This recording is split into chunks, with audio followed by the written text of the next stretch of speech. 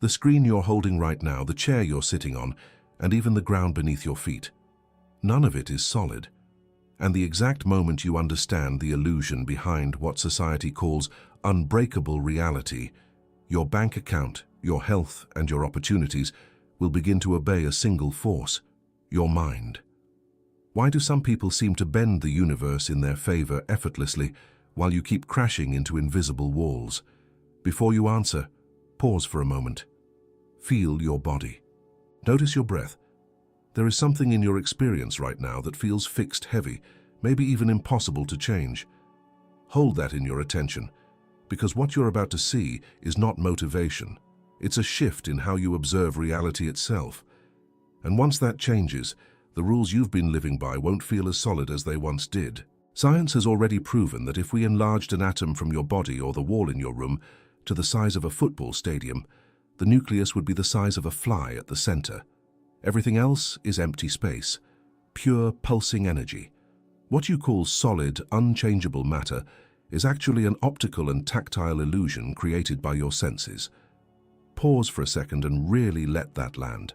The objects around you feel dense, stable, reliable. You trust them without thinking. You sit on a chair without questioning if it will hold you. You place your phone on a table and expect it to stay there. Your entire life is built on this silent agreement that matter is solid and fixed. But at the deepest level, that agreement is not based on what is actually there. It's based on how your brain translates energy into a story you can understand. Your senses are not showing you reality as it is.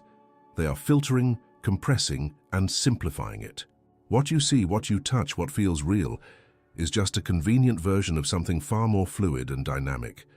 The solidity you experience is not a fundamental property of matter. It's the result of interactions, forces, and perception working together to create stability where, in truth, there is mostly space. Think about this. If everything around you is made mostly of empty space, then what you call physical limits are not as rigid as they appear. They feel rigid because your nervous system has learned to interpret them that way over and over again since the day you were born. Now bring your attention to your own body.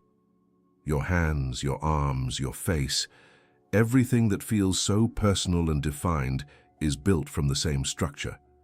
Vast emptiness, held together by patterns of energy. You are not as solid as you feel. You are a living process, not a fixed object. And yet, you've been taught to treat yourself as something static, a fixed identity, a fixed set of circumstances, a fixed life path. This is where the misunderstanding begins.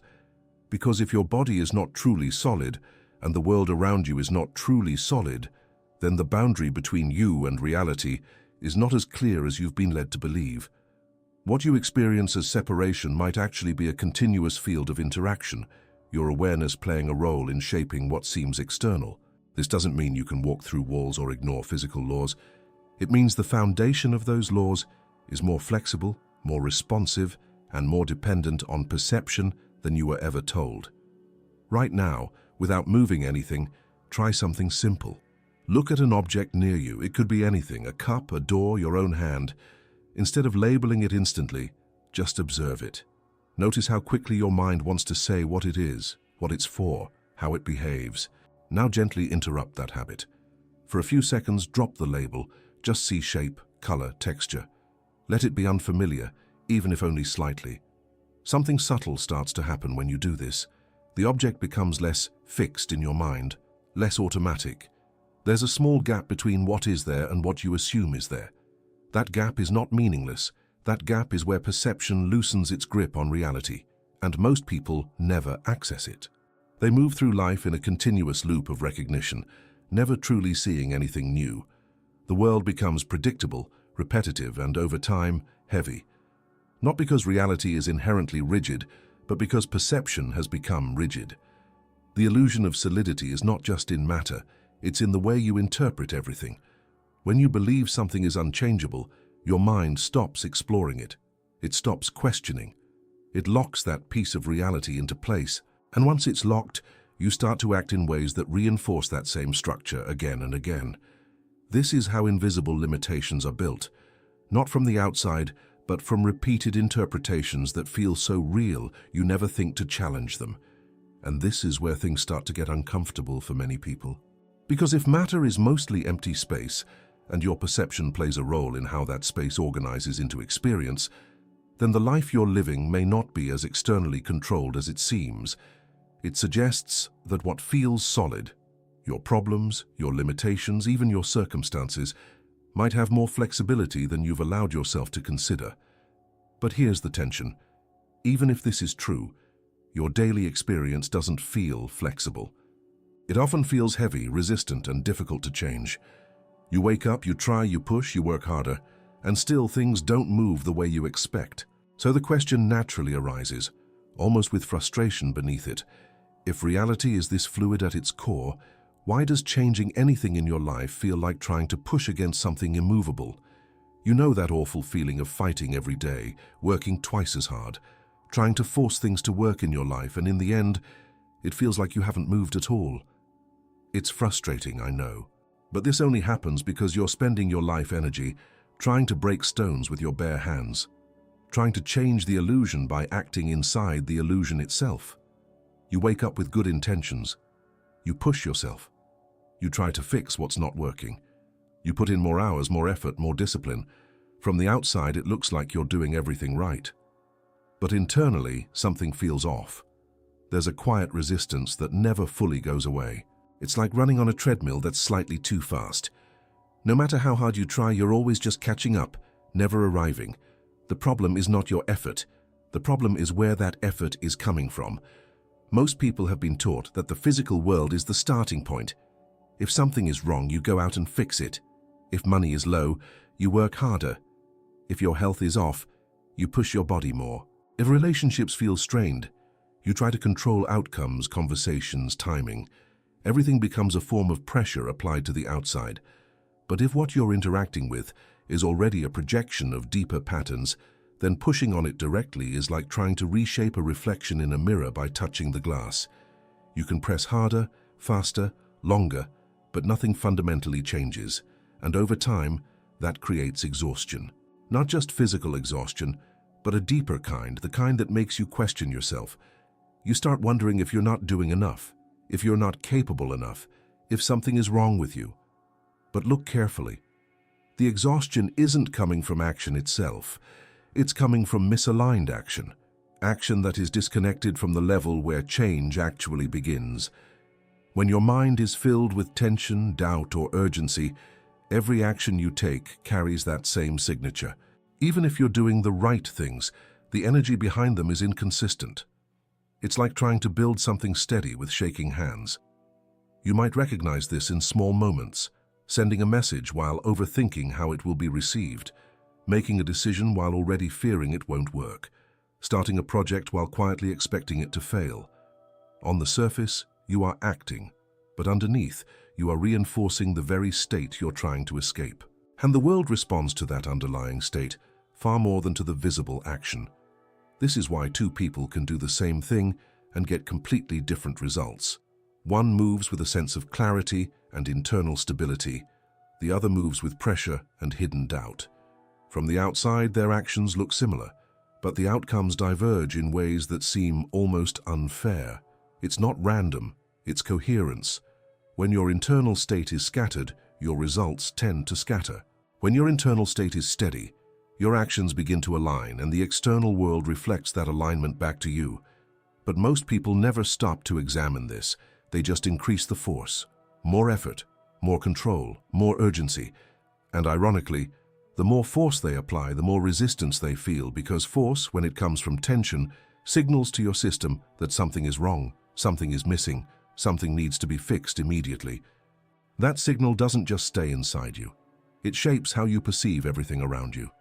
Opportunities start to look like risks. Delays feel like failures. Neutral situations begin to feel like obstacles. Your world starts to close in, not because reality has hardened, but because your perception has tightened. And this is where the trap deepens. You begin to believe that the solution is even more effort. That if you just push a little harder, try a little more, sacrifice a little further, things will finally break through. But what if the breakthrough you're chasing is not on the other side of force? What if it's on the other side of releasing the need to force anything at all? That idea can feel almost uncomfortable at first, because it sounds like doing less or giving up. But it's neither. It's about shifting the starting point of your actions. Instead of reacting to what you see, you begin to notice what you're bringing into what you see. Right now, take a moment and think about something in your life that feels stuck. Don't analyze it too much. Just notice your immediate reaction to it. Do you feel tension in your body? A sense of urgency? A quiet frustration? That reaction is not separate from the situation. It's part of the loop that keeps the situation in place. And as long as that loop remains invisible, you will keep trying to solve the same pattern from within the same state that created it. This is why brute force fails, not because effort is wrong, but because it's being applied at the wrong level. And if that's true, then the real question is no longer, how can I try harder? It becomes something much more subtle and much more powerful. What is the hidden pattern in the way you think and feel that is quietly pushing away the very things you're trying to bring into your life? And this is exactly where most people fall into a dangerous trap. We've been conditioned to desire and think in a way that, without realizing it, violently repels everything we want the most. If you keep operating your mind in this common pattern, the physical matter around you won't just stay stagnant, it will tend to get worse. But there is a way to recalibrate this. It starts with something so subtle that most people never question it: the way you think about what you want. At first glance, desire feels natural. You see something missing in your life, and your mind reaches toward it. More money, better health, a relationship, peace of mind. There's nothing wrong with that.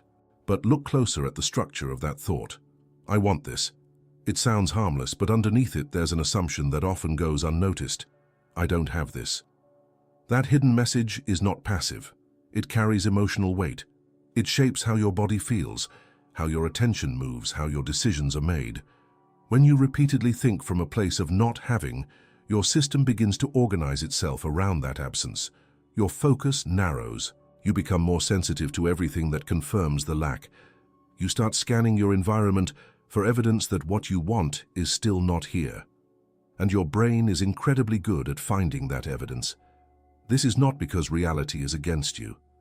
It's because your perception is being trained moment by moment to highlight what is missing. Over time, this becomes your default lens.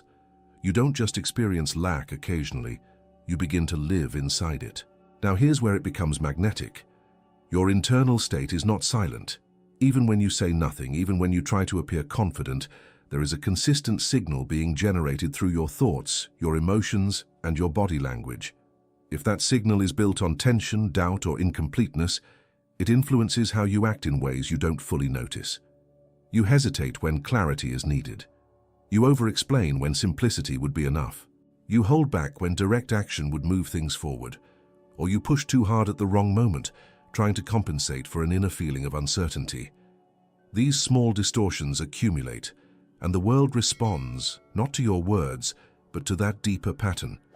People pick up on it. Opportunities pass by quietly. Timing feels off.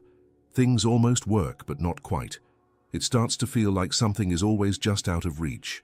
This is the silent mistake, trying to attract something while continuously confirming that it is absent. It's like standing in front of a door, saying you want it to open, while unconsciously holding it closed with your own hand. And the more important the desire feels, the stronger this pattern becomes. Because the stakes are higher, the emotional charge increases. You think about it more, you worry more, you check more often to see if it has arrived. But every time you check from that state, you reinforce the same message. It's still not here. Now pause for a moment and notice something in your own life that you've been wanting for a long time. Bring it to mind, gently. As you think about it, pay attention to your body. Not your words, not your logic, your body. Is there tightness somewhere? A slight pressure in your chest? A subtle impatience? That feeling is not separate from the outcome you're experiencing. It is part of the pattern that keeps recreating the delay. This is where recalibration begins, not by forcing yourself to think positive, but by becoming aware of the signal you are actually sending, because you can't change what you're not aware of. The shift is not about pretending you already have everything. It's about learning how to think and feel without constantly reinforcing the absence of what you want. There's a difference between desire and dependency. Desire is clean. It moves you forward. It inspires action. It opens possibilities. Dependency is heavy. It says, I need this to feel complete. And that need creates pressure, which distorts perception and behavior. When you operate from dependency, you unknowingly push away the very thing you're trying to bring closer. But when you begin to stabilize internally, when your sense of self is not constantly reacting to what is missing, something changes. Your thinking becomes clearer. Your actions become more precise. Your timing improves. You're no longer chasing, you're responding. And this is where the idea of observation becomes more than just a concept, because if your internal state influences how reality organizes around you, then the act of observing how you think, how you feel, how you react, is not passive at all. It's participatory. It means that the way you look at something is already shaping what that something becomes. And this leads to a deeper, almost unsettling realization. What if your consciousness is not just influencing your experience indirectly, but playing a direct role in how possibilities collapse into actual events? What if simply observing something in a certain way is part of what gives it form in the first place? In quantum physics, the famous double-slit experiment shows us something both terrifying and liberating. A particle only takes on a physical form, only becomes matter, when there is an observer. When no one is looking, it is just a wave of infinite possibilities. Your consciousness is not just recording the world, it is literally forcing energy to become objects and situations. Now, it's important to understand this without turning it into fantasy. This doesn't mean your mind magically controls everything at will. It means something more precise and more demanding. Your attention, your interpretation, and your expectation are not neutral. They participate. Before something becomes fixed in your experience, there is a window where it is still flexible. Not visible in an obvious way, but present in how situations unfold, how people respond, how outcomes take shape. And your way of observing plays a role in how that window closes. Think about a simple interaction. You walk into a room full of people. Before anyone speaks to you, your mind has already started forming a quiet prediction. Maybe you expect to be ignored. Maybe you expect tension. Maybe you expect nothing at all. That expectation doesn't just sit in your head. It subtly adjusts your posture, your tone, your eye contact. It changes how open or closed you are. And without realizing it, you begin to guide the interaction toward what you already anticipated. From the outside, it looks like reality simply happened, but underneath, your observation helped shape the outcome. This is a small, everyday example. But the same principle extends further than most people are comfortable admitting. Because if your observation influences how things take form, then you are not just living inside reality, you are participating in its construction, moment by moment. And here is where it becomes uncomfortable. Most of your observation is not conscious. You are not choosing, in a clear and deliberate way, how you see things. You are reacting based on memory, habit, and emotional residue. You think you are seeing what is there, but in many cases you are seeing what you expect to be there. And expectation is powerful. It filters what you notice. It amplifies certain details and ignores others. It tells your brain what is relevant and what can be discarded. Over time, this creates a stable version of reality that feels objective, but is actually highly conditioned. You don't just observe the world, you observe it through patterns that were built in the past. And those patterns tend to repeat themselves. If you expect difficulty, you become highly sensitive to obstacles. If you expect rejection, you notice every small sign that confirms it. If you expect things to go wrong, you prepare for that outcome in subtle ways that increase its likelihood.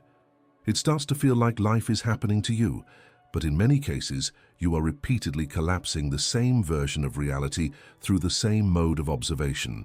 This doesn't mean you are to blame for everything that happens.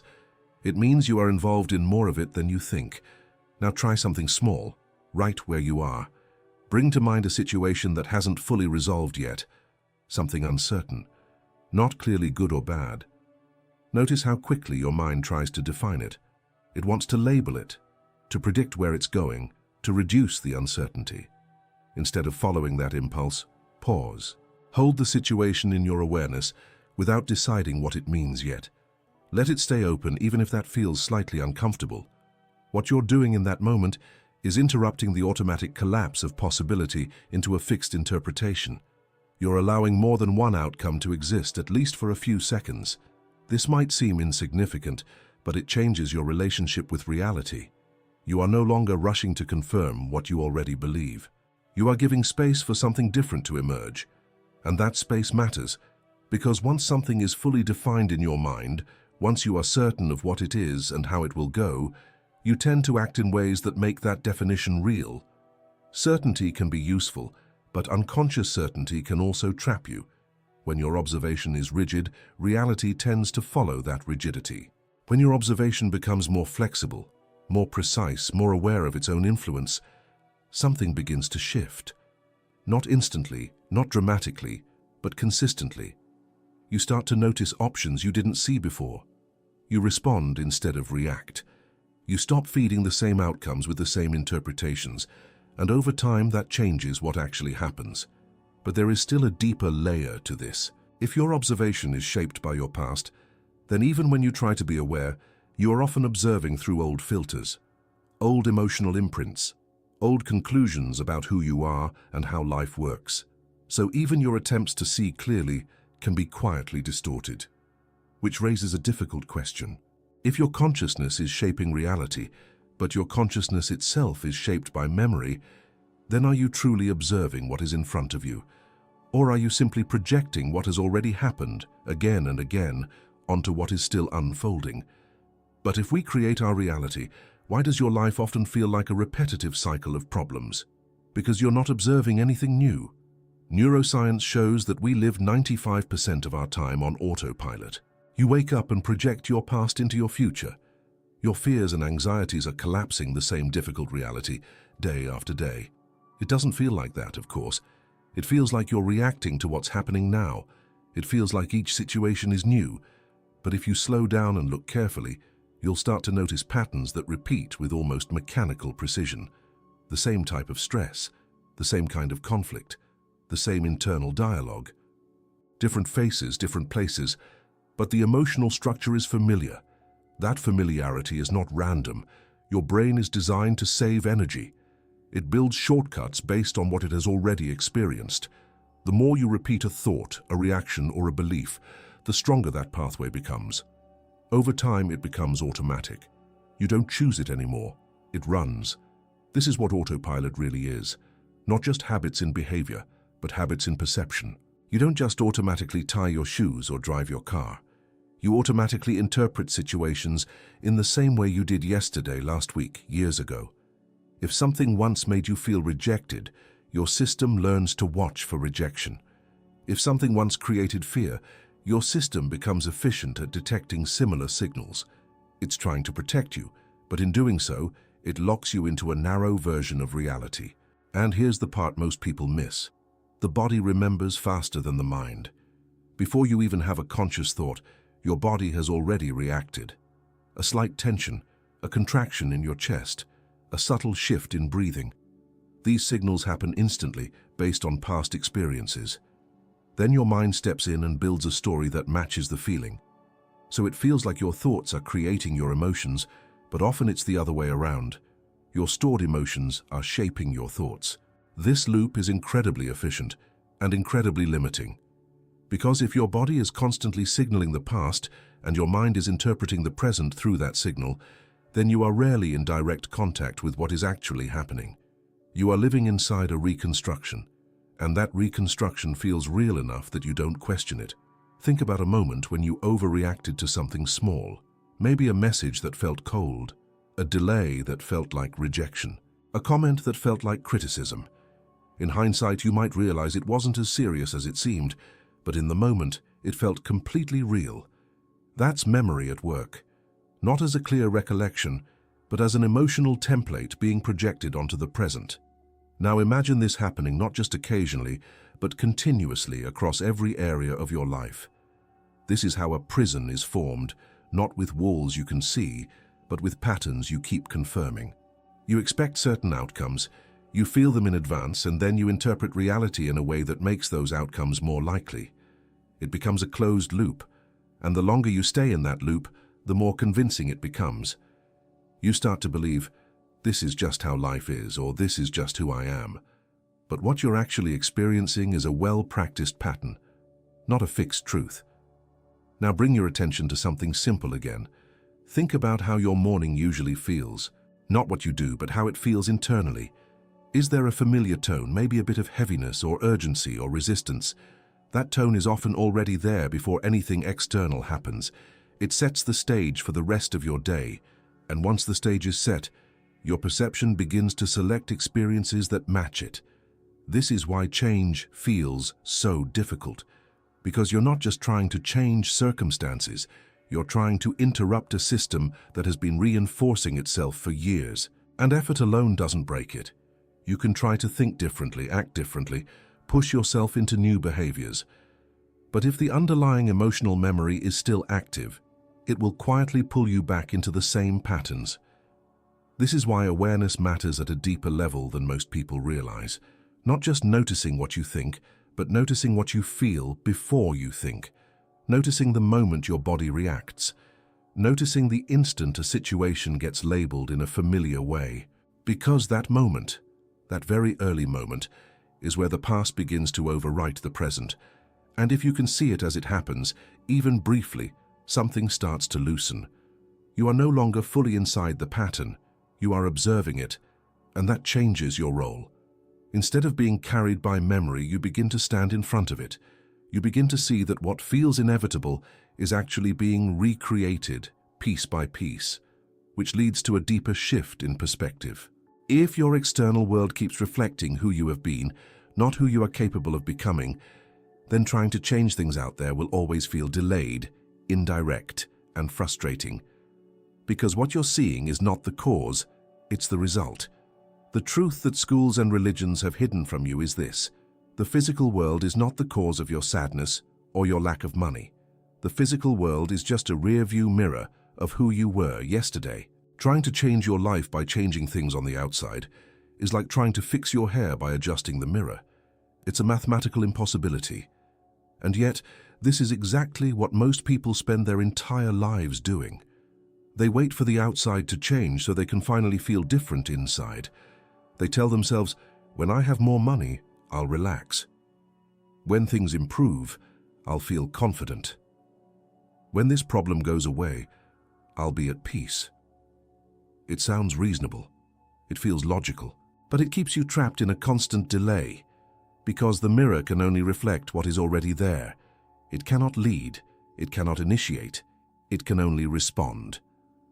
So if your internal state is built on tension, doubt, or a sense of lack, the reflection will organize itself around that structure. Not instantly, not in obvious ways, but consistently over time. And when the reflection confirms what you already feel, it strengthens the illusion that the outside is in control. This is the inversion. You've been trained to believe that reality moves from outside to inside, when in fact, much of your lived experience moves from inside to outside. Not in a mystical, exaggerated sense, but in a practical, observable way. Your internal state shapes your perception shapes your decisions shape your actions, and your actions shape your results. Then your results reinforce your internal state. It's a loop, and most people only look at the final step, thinking that's where the problem begins. But by the time something shows up in your physical world, it has already passed through several layers of interpretation and response. This is why reacting only at the level of circumstances feels so ineffective. You're trying to edit the last frame of a sequence that started much earlier. Now, this doesn't mean you ignore the physical world. You still act, you still make decisions, you still engage with reality. But the source of those actions begins to shift. Instead of acting as a reaction to what you see, you begin to act from a chosen internal position. That difference is subtle, but it changes everything. For example, imagine two people facing the same financial situation. Same numbers, same pressure, same external facts. One feels overwhelmed, tense, and desperate. The other feels grounded, clear, and focused. They are not denying reality. They are not pretending everything is perfect, but their internal positions are different. Because of that, their perception of options will differ. The first person may only see problems and risks. The second may begin to notice possibilities, connections, or small openings that were previously invisible. From the outside, it may look like luck, but it's actually orientation. When your internal state stabilizes, your interaction with reality becomes more precise. You stop reacting blindly and start responding with awareness, and over time that changes the reflection. But here's where many people misunderstand this shift. They try to control their internal state the same way they've been trying to control the external world, through force. They try to think positive while still feeling anxious underneath. They try to override their emotions instead of understanding them. They create pressure inside, hoping it will produce a different result outside. But that approach carries the same flaw. Force creates tension, and tension distorts clarity. If you are forcing yourself to feel something you don't actually feel, your system becomes divided. One part is pushing, another part is resisting. And that internal conflict shows up in your actions, your tone, your decisions. The mirror reflects that conflict just as faithfully as it reflects doubt or fear. So the inversion is not about pretending. It's about becoming aware of what is already there and learning how to shift it without violence. It begins with honesty, noticing when you feel lack without immediately trying to cover it, noticing when you feel tension without judging it, noticing the patterns without rushing to fix them, because the moment you clearly see a pattern without being completely absorbed by it, you create space. And in that space, something new can emerge, a slightly different thought, a slightly different response, a small shift in how you interpret what's happening. At first, these changes are almost invisible, but they matter because you are no longer reinforcing the exact same internal state that produced your current reflection. You are introducing variation into the system, and over time that variation accumulates. Your reactions soften, your perception widens, your actions become more aligned. And slowly, the mirror begins to show something different, not because you forced it, but because you changed what it had to reflect, which leads to a crucial point that most people overlook. If the external world responds to the internal state you stabilize into, then it's not intensity that matters most, it's consistency. Not how strongly you think or feel something for a few moments, but what becomes your baseline, what you return to again and again, even when nothing is forcing you to. And that raises a deeper question. If your reality is shaped by the state you repeatedly come back to, then what kind of signal are you consistently holding when you think about what you want most? Remember that dangerous mistake I mentioned earlier. It's thinking from a place of lack. I really want this means I don't have this. The material universe responds to only one language, the energetic signature of certainty. When you think and feel as if your desire is already a solid fact, the energy around you begins to reorganize itself to reflect that new truth. But certainty is often misunderstood. It's not loud. It's not forced. It doesn't need constant repetition or dramatic emotion. Real certainty is quiet, stable, and almost unnoticeable at first. It feels natural, like something that no longer needs to be questioned. Think about something in your life that you don't doubt at all. Your name, for example. You don't wake up every morning trying to convince yourself of it. You don't repeat it over and over, hoping it becomes true. There is no tension around it. It simply is. That is the quality of certainty. Now compare that to how you usually think about what you want. There is often effort involved. You remind yourself, you try to believe, you go back and forth between hope and doubt. That fluctuation is what weakens the signal. Because every time you move into doubt, you interrupt the state you're trying to establish. You send mixed information. One moment you are aligned with the idea of having it, the next moment you are reinforcing that it's missing. And the system responds to consistency, not intensity. This is why brief moments of motivation rarely change anything. You can feel inspired for a few minutes, even a few hours, but if your baseline state returns to uncertainty, the overall pattern remains the same. So the shift is not about creating a peak emotional moment. It's about stabilizing a quieter, more grounded sense of knowing. And this begins in a very simple way. Notice how you speak to yourself internally. When you think about something you want, do your thoughts feel open and settled, or do they feel tight and questioning? Do they carry a sense of completion or a sense of waiting? That tone matters more than the words themselves, because your body responds to that tone immediately. If there is tension, your system prepares for effort. If there is doubt, your system prepares for delay. If there is calm certainty, your system organizes around clarity and direction. This is not abstract. You can observe it directly. Take a moment and bring to mind something small, not overwhelming, that you would like to experience or improve. Now, instead of saying, "I want this," shift slightly. Let the idea exist as if it is already part of your reality, not in a dramatic way, just in a quiet, settled way. Notice what happens in your body when you do that. For many people, there is a brief sense of ease, a release of pressure. The mind stops pushing for a second. Then, almost immediately, another thought appears. But it's not true yet. That reaction is important. It shows you where your current baseline is. Certainty is not about ignoring that voice. It's about not automatically following it. You allow the possibility of a different internal position, even if it feels unfamiliar at first. Over time, as you return to that state, calm, grounded, not needing to prove anything, it begins to feel more natural, less like something you're practicing and more like something you are. And from that place, your actions change without force. You don't hesitate as much. You don't overanalyze every step. You move when it makes sense and you wait when it doesn't, without filling the space with anxiety. Your decisions become cleaner, and because of that, your interaction with the world becomes more effective, even if it doesn't look dramatic from the outside. Opportunities that once felt uncertain begin to feel accessible. Conversations become easier. Timing improves, not because you are controlling everything, but because you are no longer interfering with your own direction. This is what it means to operate from certainty. It's not about controlling outcomes. It's about removing the internal conflict that distorts your perception and behavior. And as that conflict decreases, coherence increases. Your thoughts, your emotions, and your actions begin to align. And when that alignment stabilizes, the results you experience start to reflect it. But there is a moment in this process that often confuses people. As you begin to shift into this steadier state, you might still see evidence of your old reality, situations that don't match your new way of thinking, delays that seem to contradict your internal clarity, and this can trigger doubt again. It can make you question whether any of this is actually working. But what you're seeing in those moments is not a failure of the process. You're seeing the momentum of what was already in motion.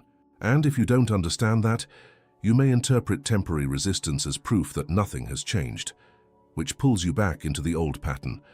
So the real challenge is not creating certainty once, it's maintaining it when reality hasn't caught up yet. And that is exactly where most people stop. Because when pressure rises, when things seem to go wrong, the instinct is to return to fear, to urgency, to force.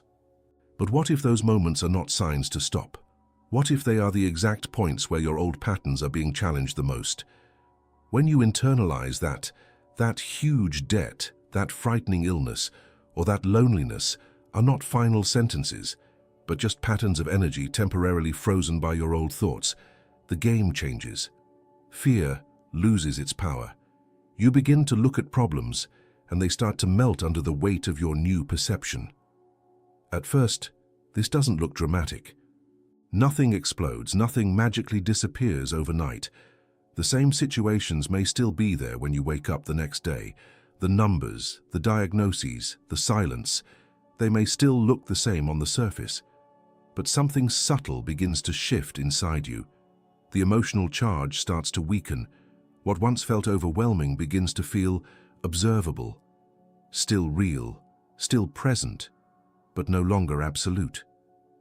There is a small but important distance between you and the problem.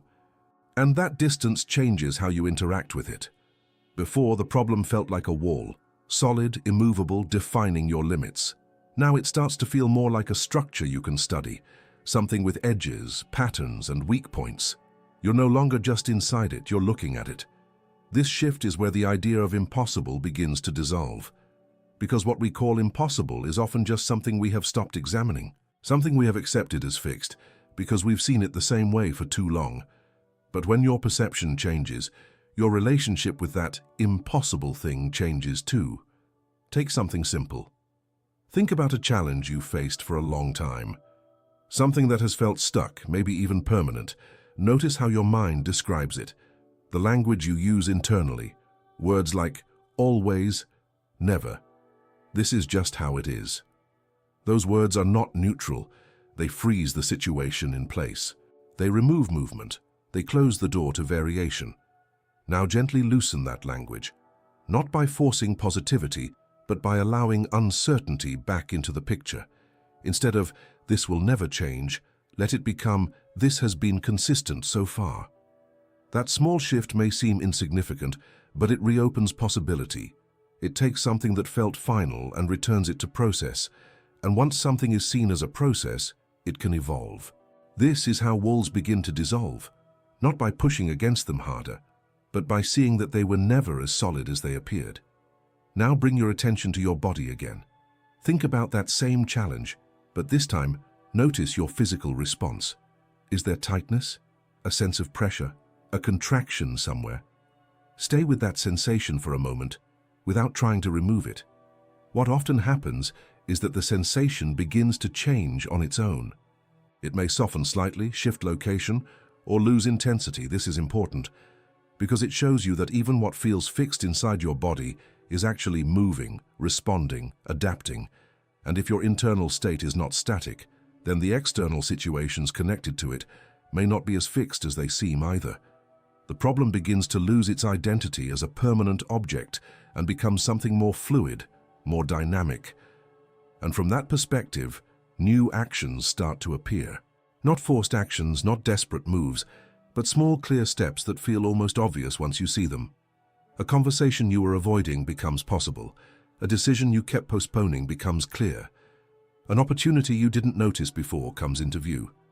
It's not that the world suddenly changed. It's that you are no longer filtering it through the same rigid lens. And because of that, you can interact with it differently. This is where people often experience what they call coincidence or luck. Things seem to align, timing feels better, the right information shows up at the right moment. But what's really happening is that your perception has become more open and more precise at the same time. You're no longer locked into a narrow interpretation, so you can detect possibilities that were always there but previously invisible to you. And as you act on those possibilities, the structure of your reality begins to reorganize, slowly at first, then with increasing momentum. But there is an important moment that comes right after this shift begins. A moment that can either deepen the change or collapse it completely. Because as the walls start to dissolve, your system may react with uncertainty. Not fear of the problem, but fear of the unknown. The old limitations, as restrictive as they were at least familiar. They gave you a sense of predictability. You knew how things would go even if you didn't like it. Now, as that structure loosens, you step into something less defined, and that can feel unstable. Your mind may try to rebuild the old walls just to regain a sense of control. Old thoughts may return. Old emotional reactions may resurface, trying to pull you back into the previous pattern. This is not failure. It's a natural response to change. But if you mistake this moment for a sign that nothing is working, you may return to the old way of seeing, and the walls will appear solid again. So the real shift is not just in dissolving the impossible, it's in staying present when the structure of your reality begins to move. Because right after this opening, something else tends to happen. Something that tests whether your new perception is stable or just temporary. But be careful. The system will test your conviction. Right after you begin to change matter with thought, it may seem like everything goes wrong. An unexpected bill arrives. An argument happens. Pressure rises to the maximum level. Most people give up here, thinking it doesn't work.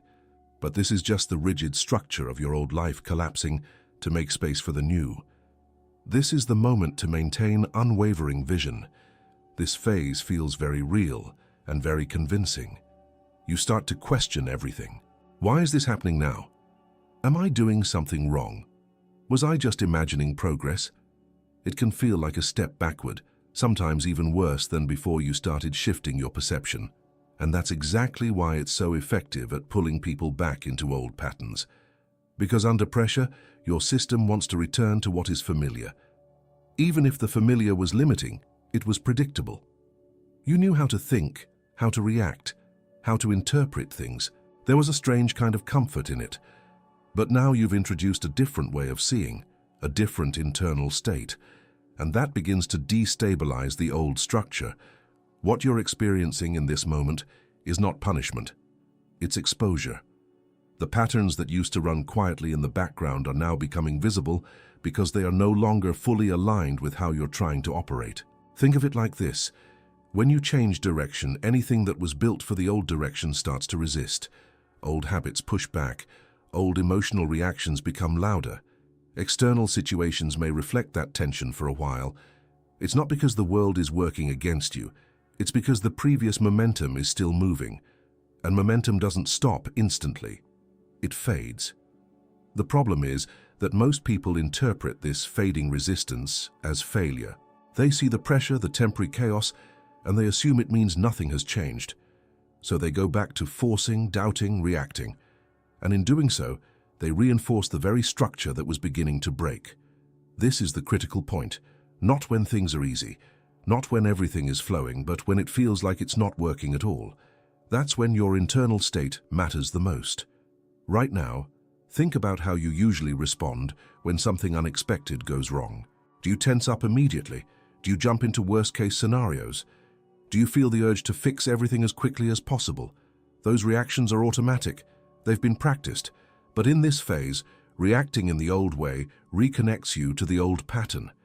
So instead, there is a different approach. When something goes wrong, you pause, not to ignore it, but to see it clearly before assigning meaning to it. You notice the first emotional wave, but you don't immediately follow it. You allow the situation to exist without instantly labeling it as a setback. This is not passivity. It's precision, because the meaning you give to the event will shape how you respond to it and how it unfolds from there. If you label it as failure, your actions will come from contraction. If you see it as part of a transition, your actions remain grounded, and that difference changes outcomes over time. Now, this doesn't mean everything will feel calm. There may still be discomfort. There may still be uncertainty. But beneath that, there can be a steadier layer, a sense that what is happening is not random, even if you don't fully understand it yet. That steadiness is what allows you to move through this phase without collapsing back into old habits. Because the real test is not whether challenges appear. The test is whether those challenges can pull you out of the internal state you've been building. If they can, then the old structure reconnects. If they can't, the old structure continues to weaken. And as it weakens, something else begins to emerge. You start to notice that not everything is falling apart. Some things begin to align quietly. A solution appears where there was confusion. A conversation resolves more easily than expected. A small opportunity opens at the right time. These moments are easy to overlook because your attention is often still focused on what feels wrong. But they matter. They are signs that a different pattern is starting to take shape. And the more you remain stable through the pressure, the more those moments increase, until eventually the balance shifts. What once felt like constant resistance begins to feel like movement. What once felt blocked begins to open. And at a certain point you realize something has changed, not just outside, but in how you experience everything. You're no longer reacting the same way. You're no longer interpreting everything through the same lens. You've moved from being inside the pattern to seeing it as it forms. And from that position, your role begins to change. You are no longer just responding to reality as it appears. You are starting to shape how it appears in a more direct and consistent way, and that's where a different level of control begins. Not forceful control, but something quieter, more precise. Something that starts to feel less like effort and more like authorship. When you endure this transition, you stop being a pawn on the board and become the architect of the human experience. Physical limits begin to bend to your will. Unexplainable synchronicities start happening daily. The right people call, locked doors open, Matter begins to flow in the exact direction of your sustained focus. At first, this doesn't feel like power. It feels like clarity. You're not trying to control everything anymore. You're not chasing outcomes with tension. There is a quiet shift in how you move through your day. You notice more. You react less. You choose your responses with a level of precision that wasn't there before. And because of that, life starts to respond differently. Situations that used to drain you no longer have the same grip. Conversations become more direct. Decisions feel cleaner. You stop circling around the same doubts. It's not that problems disappear. It's that they no longer define your state. This is where mastery actually begins, not when everything is perfect, but when your internal position remains steady, regardless of what is happening around you. From this place, your focus becomes your most valuable tool. Not scattered attention jumping from one worry to another, but sustained attention, the kind that holds a direction without constant interruption. Most people underestimate this. They think results come from intensity, from bursts of effort, from pushing harder at the right moment. But what actually shapes your reality over time is what you consistently return your attention to, what you revisit, what you reinforce, what you allow to become familiar. If your attention is fragmented, your results tend to fragment. If your attention is stable, your reality begins to organize around that stability. This is why synchronicities start to appear, not as something mystical or random, but as a natural consequence of coherence. When your thoughts, emotions, and actions are aligned, you stop sending mixed signals, and when the signal is clear, responses from the world become clearer too. You think of someone, and they reach out. You consider an idea, and the right information shows up. You take a step, and the next step becomes visible without forcing it. From the outside, it can look like coincidence. From the inside, it feels like alignment. But there is an important detail here that most people miss. This state is not maintained by effort.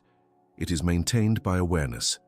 The moment you stop observing your own patterns, you can slowly drift back into automatic reactions. Old thoughts can reappear quietly. Old emotional habits can return in subtle ways. Not all at once, but gradually. And if you don't notice, your focus begins to scatter again. Your clarity weakens. The sense of alignment fades. That's why mastery is not a one-time shift. It's a continuous relationship with your own attention. You begin to notice when your thinking becomes tight, when your body contracts, when your perception narrows, and instead of ignoring it or fighting it, you adjust. You return, not to a forced state, but to a clear one. This ability to return quickly is what keeps the system stable. Because even at this level, you are still human. You will still feel moments of doubt, moments of tension, moments of uncertainty. The difference is that those moments no longer take over. They pass through instead of defining your direction. And as this becomes more natural, your sense of identity starts to shift. You no longer see yourself as someone trying to fix life. You begin to see yourself as someone shaping it, not in a grand, exaggerated way, but in the small, consistent choices you make every day. How you interpret a situation, how you respond to pressure, where you place your attention when nothing is demanding it. These quiet decisions accumulate, and over time, they build a reality that reflects that authorship. You begin to trust your own perception more, not blindly, but because you've seen how it influences outcomes. You stop looking outside for constant validation. You stop needing immediate proof. There is a deeper kind of confidence that develops, one that is not based on results, but on your ability to remain aligned regardless of results. And from that place, results tend to follow anyway. Not always instantly, not always in the way you expect, but with a consistency that feels different from before. Because you are no longer working against yourself. You are no longer dividing your energy between desire and doubt, between action and hesitation. You are moving as one system. And when that happens, the world begins to feel less like something you have to fight, and more like something you are in constant dialogue with. A system that responds, adjusts, and reflects back what you sustain within yourself, which leads to a final realization that is both simple and demanding.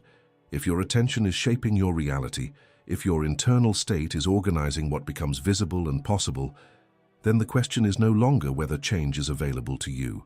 The question is whether you are willing to take full responsibility for what you consistently think, feel, and focus on, especially when no one is watching. Material life is not a concrete prison. It is a blank canvas of infinite energy waiting for your command. Those who perceive the illusion of matter no longer need to fight the physical world. They simply govern their own mind. The next time a massive obstacle appears in front of you, remember, it is just empty space. What will you choose to collapse from this moment forward? This is where everything becomes real, not in theory, but in your next reaction, your next thought, your next decision, when no one is watching. You don't need more force. You need awareness, consistency, and the courage to hold a new state even when the old one tries to return. If you made it this far, write this in the comments. I choose what becomes real. And if this connected with you, watch one of the videos on your screen right now. That's how you keep this shift alive.